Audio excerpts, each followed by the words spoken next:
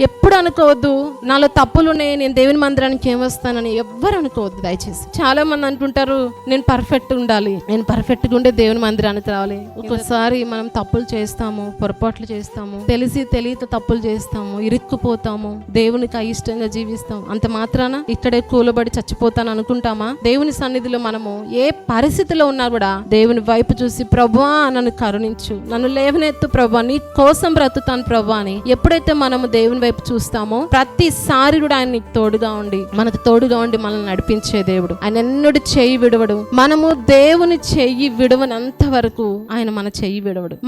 మరలా లేచి ప్రభు కొరకు రెండింతలుగా ప్రభు కొరకు బ్రతకడానికి దేవుడు మనల్ని నిలబెడతాడు. ఒక మాట ఉంటది, యెహోవా దేవుడుగా గల జనులు ధన్యులు అని ఉంది. నీవు నేను యేసయ్యని కలిగి ఉన్నాం. మన భాగ్యం చాలా గొప్పది, మనం ఎంత ధన్యులం. దేవుడు మనల్ని చేయి విడవడు. మన జీవితంలో ఎప్పుడు ఏం కావాలో సకాలంలో సమస్తం కూడా సమకూడి జరిగించే దేవుడు. మరి సరిదిద్దుకోవాలి, సమాధాన పడాలి. అప్పుడే మన కొరకు శీఘ్రంగా పరలోకపు గేట్లు తెరవబడతాయి. హల్లెలూయా.